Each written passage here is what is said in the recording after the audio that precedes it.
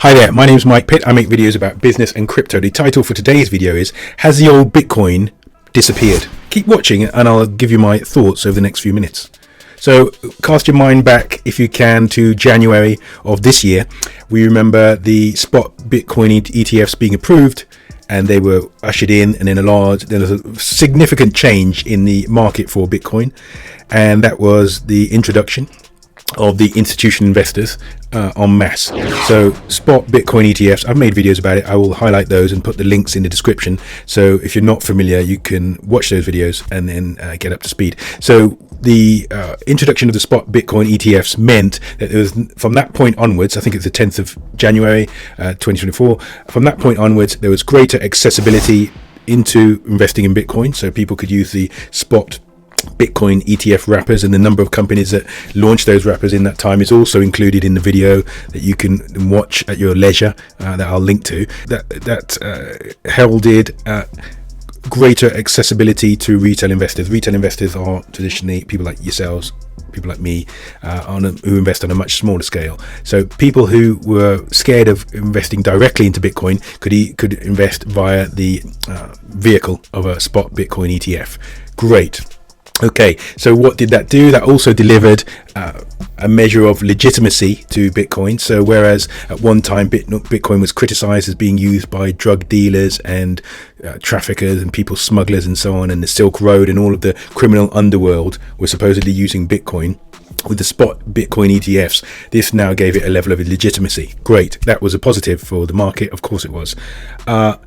That also heralded a greater level of stability. What I mean by that, market stability, because the institutional investors poured money into Bitcoin and have had a large influence on any sort of volatility in the marketplace. So there used to be a lot of volatility in Bitcoin. Over in the course of a few days it could change by several 100%. There's less of that around now. So there were pluses to that and obviously also minuses, but there's greater stability, there's greater liquidity in the Bitcoin market. So some of those are positives. It's become more like a traditional financial asset in the way that it wasn't before it was legitimized by the spot Bitcoin ETFs.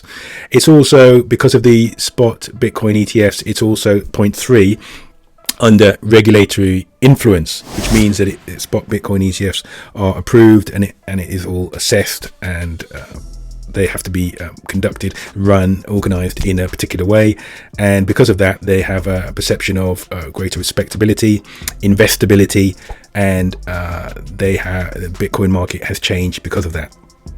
Now that leads on to point 4, which is mainstream adoption. So spot Bitcoin ETFs brought in legitimacy, brought in stability, brought in greater liquidity, and become more investable to regular people who perhaps thought it was a bit risky. There was too much of a risk and not enough reward. Mike, I'm leaving here with something.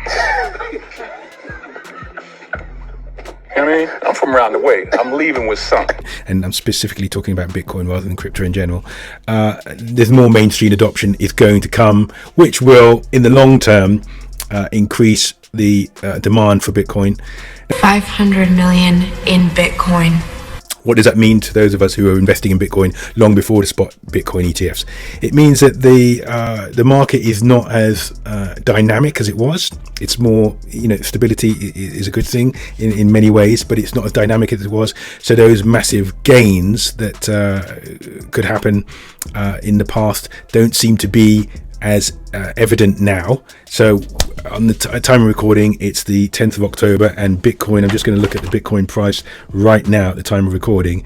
It's $60,000 and 643. In the last few months, you've been watching the market as I've been watching the market. You've seen it's dipped down to 50, 45, 50. It was up 70 for a very short term a few months ago, but it's not touched 70 and has had met a lot of resistance around 64 and is now, as I said, down to 60. So those of us who made predictions at the end of last year for the price of Bitcoin, I include myself in that, I thought it would reach, by the end of this year, it would reach 100,000. I'm having to dampen down my expectations or my prediction, if you like, because I think that Bitcoin is now a less dynamic asset in the way it was. For those reasons I've mentioned in this video. So some of them have added a lot of positivity to investing in Bitcoin, but that dynamism that was there before is definitely not there now. And I would, if you are to ask me today, obviously this is just my opinion, I would say that, you know, if Bitcoin was to reach 75 by the end of the year, that would be good and at the upper end of probably my expectations now. Whereas you know, almost a year ago I would have said the end of 2024 be around 100,000. Now I think 75,000 to 80,000, probably 75 would be is more realistic. You need to be more realistic. So that's what I mean when I say, has the old Bitcoin disappeared? Fundamentally, it's still the same, still decentralized. There's still no CEO of Bitcoin. There's still no head office, etc. It has all those strong fundamentals that we all appreciate.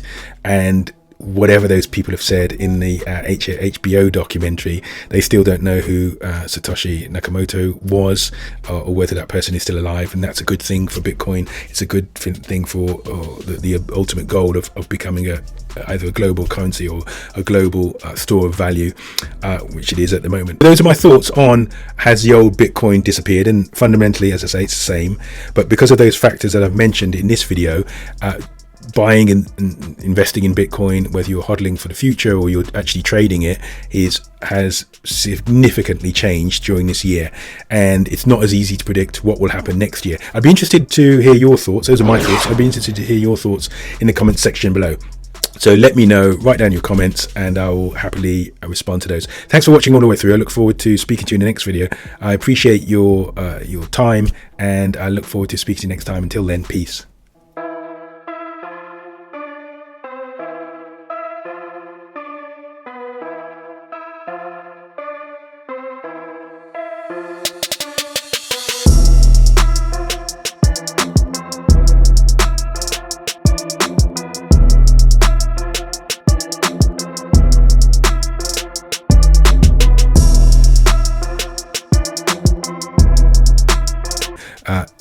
Just give a few seconds to consider the videos that YouTube is recommending to you. They'll be on the screen now.